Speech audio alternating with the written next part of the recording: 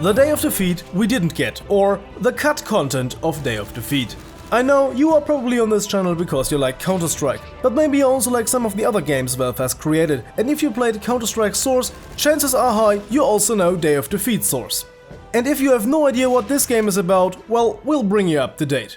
In 1939, this fuckface thought it was a good idea to invade Poland, starting the Second World War. If you don't know what I'm talking about, you are either 10 years old and shouldn't be playing these games anyways, or you're just plain stupid and didn't go to school. Anyways, Day of Defeat takes place mostly during the year 1944, reenacting the battles between the Allied forces and the Axis in France, Belgium and Italy, at least when it comes to the official maps. For this video we'll be going step by step back in time and take a look at what is missing from the previous version. Yes, you heard right, the amount of content included in the game got smaller and smaller with every release.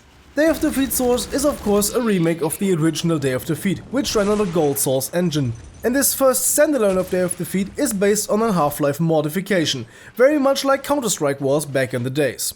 Besides a selection of maps that have been remade for Day of Defeat Source, several player classes and weapons have been remade as well, though Day of Defeat Source does not have the same scale as the original. For the Americans and Germans we have the following classes: the Rifleman, the Assault class, the Support, Sniper, Machine Gunner and the Rocket Launcher class. Now let's compare that to the original Day of Defeat, in which not only more weapons but also more playable fractions were included. Unlike Day of Defeat Source, the first DoD featured German paratroopers as well as the armed forces of the United Kingdom in addition to the US Army and Wehrmacht. That results in a wider variety of classes and weapons. For comparison, every class and weapon included in Day of Defeat Source will now be marked. As you can see, it's quite a difference.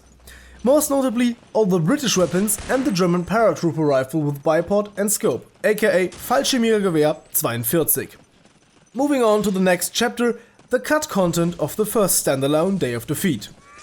Back in the days when Day of Defeat was still a mod for Half-Life 1 and not a standalone, the developers played with the idea of implementing the ability for players to heal themselves. This was scrapped alongside the idea of a field medic, although this can be found as a server-side mod today. Other scrapped ideas were Binoculars and the Mortar class. The Mortar class was cut because the Mortar proved to be way too efficient, and therefore to be quite unfair. But onwards to the most important piece that was cut from Day of Defeat, the Para mode.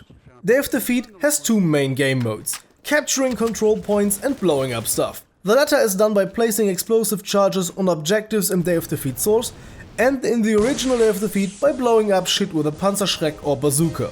The cut Para mode was similar to the known game modes, with the main difference in the limited respawns.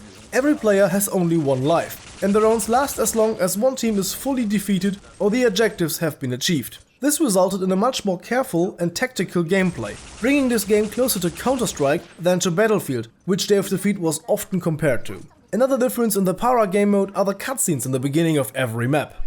Wir müssen in einer Stunde das Panzer leer aufschließen. Wie sieht's mit dem Treibstoff aus? Sturmtruppen, geht in die Stadt vor und erbeutet die Kraftstoff-LKWs für unsere Panzer. Wir müssen zu Panzer leer aufschließen. Though these cutscenes have no influence on the gameplay at all, they are a nice addition for setting the mood for every map. As an interesting side note, even though this game mode has not been included in the current Day of Defeat available on Steam, screenshots of it have been used to promote the game and are even still in the Steam store. This screenshot was taken from the German intro sequence of the Para map Glider.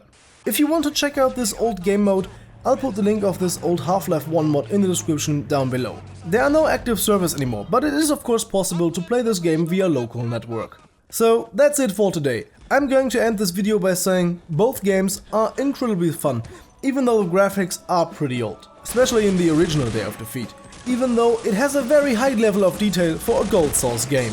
Both of these games have still an active player base, so I can only recommend checking them out. Sadly, it is unlikely in the near future, but I would love to see a new Day of Defeat. What is your opinion on it? Tell us in the comment section down below. See you next time, and as always, goodbye and guten Tag.